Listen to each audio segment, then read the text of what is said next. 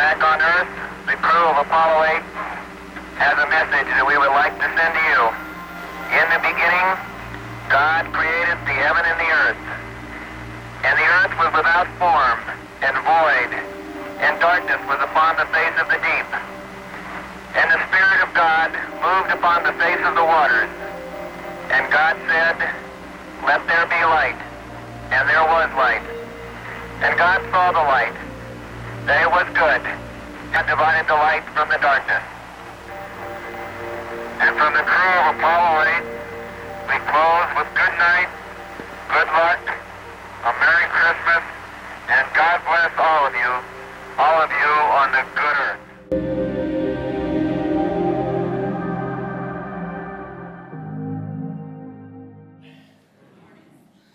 So that little clip that I just played, I found it really interesting. I was doing some reading of things that happened in history around Christmas Day or Christmas Eve. And that was a real moment that was broadcast on TV back in 1968. The Apollo 8 crew, they were on TV watching sort of the Earth appear, sort of the sunrise from space, I suppose. And they decided that in that moment they would read the first 10 verses of Genesis, the creation. And it was such a capturing moment to look from where they were at the world around them and see the beauty of that moment. They did it on Christmas Eve night. Now, I'll be honest, that video was not the original video because I went back and looked at the original video and it was just a green blob, okay? But the audio was genuine. I didn't put the whole thing in because it was a little bit long, but I did the first 4 verses. And I thought that was really neat because even at that perspective, from that place and that location, Christmas somehow impacted them and inspired them to remember this moment of creation. Christmas was, in that perspective, for all the world. As it says in Luke, I think it is, we have a message that will bring great joy to all the people. It is, Christmas has impacted the world in astounding ways, and to look at that moment of creation and see that Christmas really is for all the world, it just is a beautiful moment. And so I want to take this moment and I just want to utilize it. By the way, I had a couple other facts. There were 3 astronauts who spoke, Bill Anders, Jim Lovell, and Frank, I can't even read my own writing, but I think it's Borman. There was a commemorative stamp issued the following year of that moment. Clips of that have been used in various media, including History Channel's miniseries, The Bible, which used that as they talked about creation. It's kind of an interesting moment. But I want to get into this idea of Christmas being for all people over the next couple of weeks. Because when you look at the people that God chose to announce Christmas to, it's an interesting group, a subset of humanity. And today we're going to start out with one of the strangest groups God chose to announce Christmas to, which is the Magi. So if you will open your Bibles, we're going to be in Matthew chapter 2 primarily today. Matthew chapter 2. And we're going to start with the story of the wise men, the 3 kings, however you've heard it. And it goes like this, verse 1. After Jesus was born in Bethlehem in Judea during the time of King Herod, Magi from the east came to Jerusalem and asked, "Where is the one who has been born King of the Jews? We saw his star when it rose and have come to worship him." Now, one of the things you may have noticed is that throughout history we have used different terms to describe these men who came to visit Jesus. The NIV has Magi, but you've heard them called the wise men, right? Or sometimes you've heard them called the kings. We 3 kings of Orient are. Yeah, I like the classics. No, I'm not going to sing. Not today. But these three names, I really think, I truly believe that one of the reasons we've gotten used to calling them wise men or kings is to diminish or minimize the idea of what they were. I remember when I was talking to my old church in Kansas, my grandmother attended that church. And when I started talking about the Magi, she was quite surprised to learn what they were. The word Magi comes from magus, plural, which is really a magician. If you go through the Bible, this word is used only in really one other place in the book of Acts, twice, in the same story, to describe false Jewish prophets who were resisting the movement of Jesus. They were called sorcerers or some other translation, but in the Greek it's magus or magi. If you go to the Greek version of the Old Testament, known as the Septuagint, and you look at where this word was used, it was used throughout the book of Daniel to describe officials in Babylon who did the divination to advise the king of what to do. So if you put all that together, they've used this word to describe these guys. They are essentially likely from the Far East, by that I mean Babylon and other areas like that, and they are likely astrologers or diviners and not Jewish. Meaning that these were guys who looked at the stars to determine what was happening. Now, you know as well as I that astrology is not exactly endorsed in the Bible. In fact, if anything, it's quite commonly condemned in the Bible. It's dealing with things you don't need to get into. Which raises the question, why in the world would some of the first people to find out about the birth of the Messiah be astrologers? Why would God even bother to announce it to them? Why would these foreigners, non-Jews from far away, why would God even work out the stars in such a way as to convince them that something significant was happening in the world, and all of the Jews of the time would miss it? It's bizarre, isn't it? But it reminds me that the message of Christmas is for all the people. Because God bothered to share it even with those who were nowhere near his movement on earth. There's actually an irony to me. The fact that for so many years in the Old Testament, God allowed the Israelites to go into exile and be shipped from Israel over to Babylon. And now in this moment, the Babylonians are coming to Israel to find out about their king. There's some irony in that, right? Okay.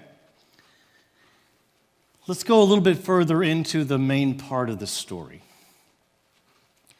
Verse 3, when King Herod heard this, he was disturbed, and all Jerusalem with him. Why is he disturbed? Because of the title they said, where is the one born what? King of the Jews. You may or may not know this, but through a long affair, through his life, Herod actually earned a title from the Roman government which declared him King of the Jews. And he worked a long time to get that title. And now he finds out that there are people in a whole other country far away believing that there's another King of the Jews. And he's disturbed. So when he had called together all the chief priests and the teachers of the law, he asked them where the Messiah was to be born. Messiah means anointed one, and the anointed one is usually the one anointed to the task of being king. That's what it's understood to be, a future king that would be born. Okay, going down to verse 5. They draw out of a prophecy in Micah. In Bethlehem in Judea they replied, for this is what the prophet has written. But you, Bethlehem, the land of Judah, are by no means least among the rulers of Judah, for out of you will come a ruler who will, and what's that word? Shepherd my people Israel. Who called himself the Good Shepherd? Okay. Who in the Bible do you think might have been called a Good Shepherd? Jesus, thank you. Okay. By the way, if you want to put all the pieces together, Bethlehem is famous for not just Jesus, but before that, a guy by the name of David. And the Messiah was thought to be a descendant of David. And so, sure enough, the town of David is the place in which the Messiah would be born. So, Herod, in his worry and fear, gathers together his advisors who tell him that we think that the Messiah was going to be born, would probably be there. And so then he comes back to these magi with a message. Verse 7. Then Herod called the Magi secretly and found out from them the exact time the star had appeared. He sent them to Bethlehem and said, "Go and search carefully for the child. As soon as you find him, report to me so that I too may go and worship him." Is Herod being exactly straightforward? No, this is duplicitous. There's a plan here. He doesn't like the idea of a king, a rival king being born, or whatever people may decide to believe. He doesn't need any of that. And so he's actually looking for the child, hoping that these magi will take him. There's a problem, though, with trying to trick people who claim to see the future, diviners and such. They typically know when you're trying to trick them. If they're legitimate, you know what I'm saying. And so it doesn't ultimately work out. Going down to verse 9, after they had heard the king, they went on their way, and the star they had seen when it rose ahead of them until it stopped over the place where the child was. And when they saw the star, they were overjoyed. Keep going just a little bit further. On coming to the house, they saw the child with his mother Mary, and they bowed down, and they did what? A Babylonian diviner came to Jerusalem and worshiped a baby. That is a bizarre story. Then they opened their treasures and presented him with gifts of gold, frankincense, and myrrh. And having been warned in a dream not to go back to Herod, they returned to their country by another route. Quick trivia question, because it's just a yearly reminder that you got to get out there. How many of these magi were there? We have no idea. It doesn't say. It does say there were 3 kinds of gifts, and so traditionally it's always been 3 magi, one with gold, one with frankincense, and one with myrrh. It does not actually say how many wise men there were. If you guys want to blow people's minds at Christmas this year, just bring that up, okay? I gave you the fodder. Okay, so yes, they come. There were these Babylonian soothsayers who predict the future, have looked at the stars, determined this king, and they've gone and worshipped Jesus, as a young child there. Notice also that all of our traditional manger scenes that include the wise men are not accurate, as they would not have arrived till the child was at least several months old. I've just blown all the Christmas traditions. I'm sorry. Now, so they understand through a dream that Herod is being duplicitous. They return by a different route. They don't tell him where the baby is. And now Herod has to respond. Okay, so this gets very interesting. Go down to verse 13 through 15. When they had gone, an angel of the Lord appeared to Joseph in a dream, said, "Get up," he said. "Take the child and his mother and escape to Egypt. Stay there until I tell you, for Herod is going to search for the child to kill him." Now, as you look into all of this, you'll see that that's exactly what happened. If you know the story, you know that Herod realized he was being tricked by the wise men and decided to do something rather drastic.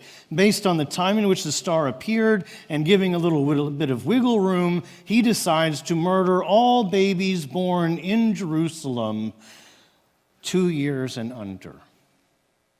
It's a very, very rough and dark moment, and yet this is what Herod did out of his fear of a king being born.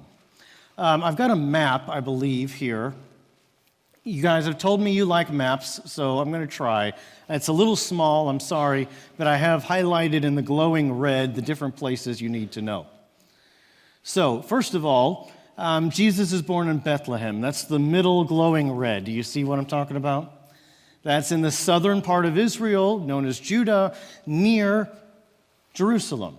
That's traditional heart of Israel right there, Bethlehem. Now, when they are told that something is going to happen and that Herod is going to try to kill the babies, they escape to yet another foreign country, and they go to where? Egypt, way down south. You see Egypt, right? So keep in mind, we've already included Babylon, one of the great enemies of Israel, coming and worshiping their king. And now we've added Egypt. Are they an enemy of Israel in the Bible? Yeah, absolutely.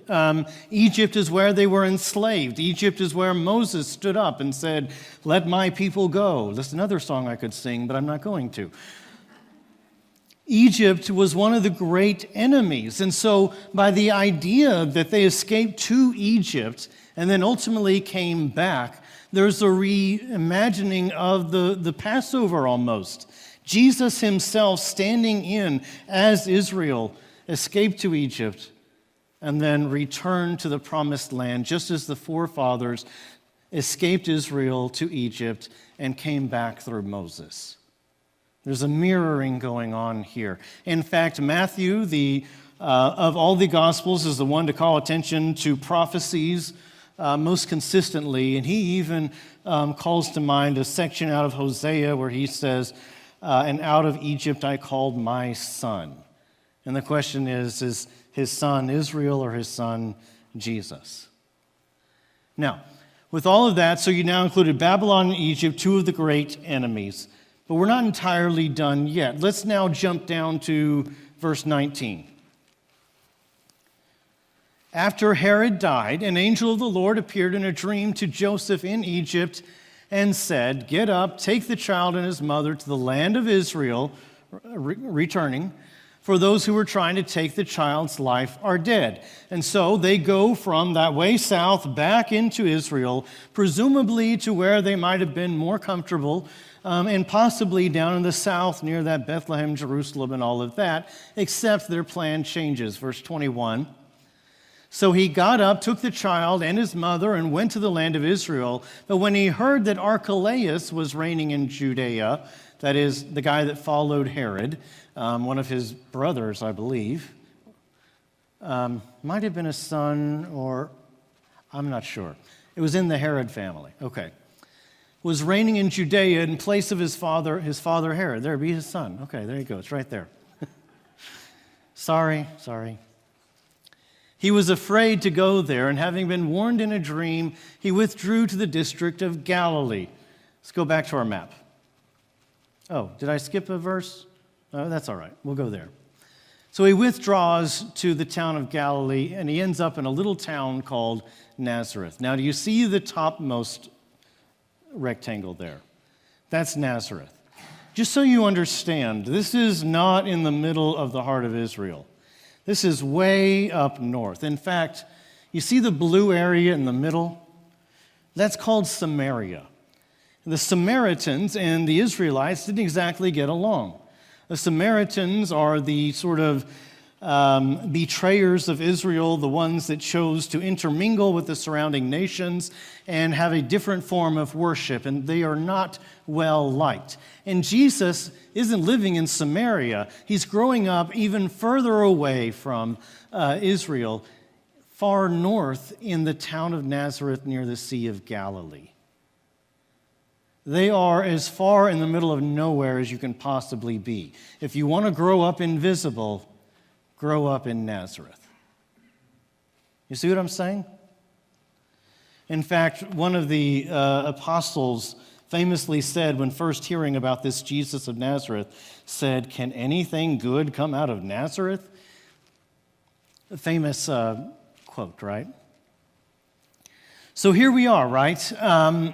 Now, our argument has been that this is a message for all people. And the people God chooses to announce are remarkably international. He let it be known to a group of soothsayers from Babylon. Through the stars in the sky, God literally arranged it to deliver to them this message. He had Jesus leave the town of Bethlehem to go to Egypt, and then returned back to Israel, but didn't go to the heart of Israel, but retreated past Samaria in the middle of nowhere to Nazareth. And that's just Matthew chapter 2. The point being that just as the astronauts understood that the message of Christmas was for all people, so God did too, utilizing literally the beauty of the stars and the sky and the way it all came together in the process of creation to proclaim that the King of Kings is here and something is about to happen. It's a beautiful truth that the message of Christmas was for all the people, to quote Luke. Now, the last thing I want to do to kind of pull all of this together is I want you to pay attention to something that you may or may not know. When you read the Gospels, especially Matthew, but really in any of them, they will often quote Old Testament.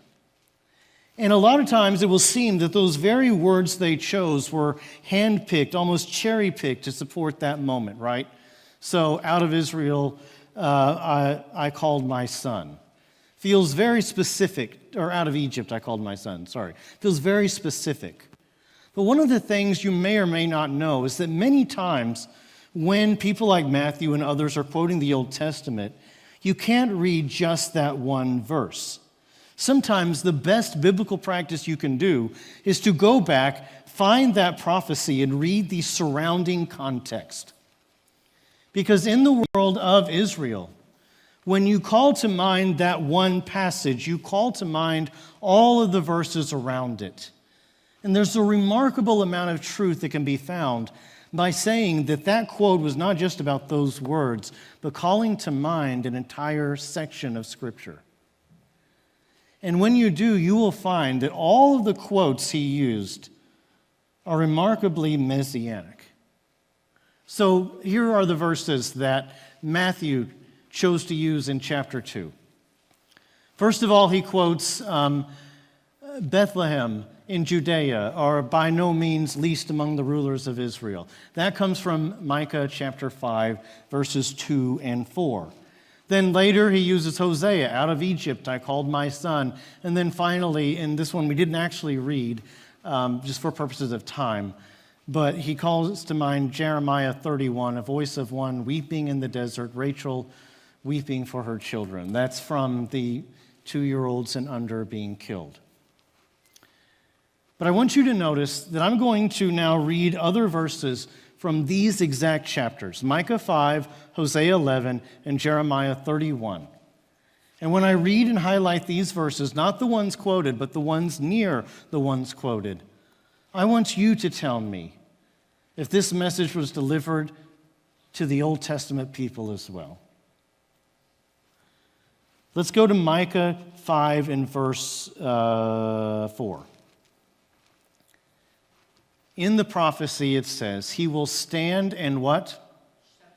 Shepherd his flock.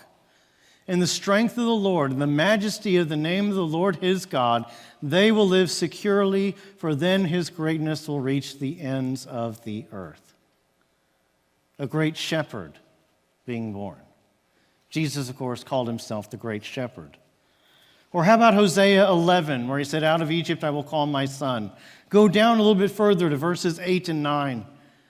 God says to Israel in the midst of persecution from Assyria, he says, how can I give you up, Ephraim? How can I hand you over, Israel? How can I treat you like Admah? How can I make you like Zeboim? My heart is changed within me, and all my compassion is aroused.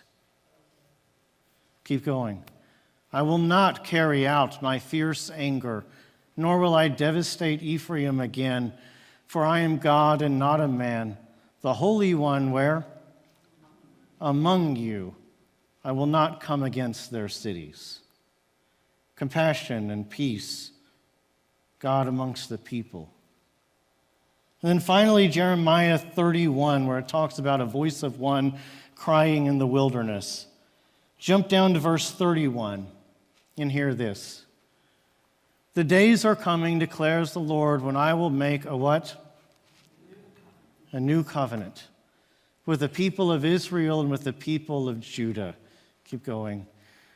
It will not be like the covenant I made with their ancestors when I took them by the hand to lead them out of Egypt, because they broke my covenant, though I was a husband to them, declares the Lord. You keep going. This is the covenant I will make with the people of Israel. After that time, declares the Lord, I will put my law in their minds and write it on their hearts. I will be their God, and they will be my people. One more. No longer will they teach their neighbor or say to one another, know the Lord, because they will all know me, from the least of them to the greatest, declares the Lord. For I will forgive their wickedness and will remember their sins no more. The prophecies Matthew chooses to apply are not just a few words cherry-picked. They are causing the people to recall the original passages and the context therein and understand that these are announcements of a Messiah to be born. And in so doing, we find that God not only revealed his plan to astrologers from Babylon, he not only sent his son to Egypt, he not only had him retreat past Samaria into the wilderness, but God revealed through the words of prophets many years ago, one after another, that the message of Christmas was going to happen. And he wanted this message to be not just for a few people there on that day, or even for just Israelites or Jews. He wanted that message to go to the entire world. He wanted everyone in the world to know that hope was being born, that the world was about to change, that God was breaking in surprising ways. And he wanted that message to be of great joy for all people. International from the very beginning. And it's for all people today too. That's what we proclaim. Whether you are young or old or one way or another or American or not, the message of Christmas is universal. It's for you. That in the midst of darkness, a baby cries, and joy and hope enter the world. And that is the beauty of it. So thank you for coming and hearing our message and our proclamation today. Christmas has changed the whole world. And I hope that this Christmas, it changes you too. If you will, bow your heads.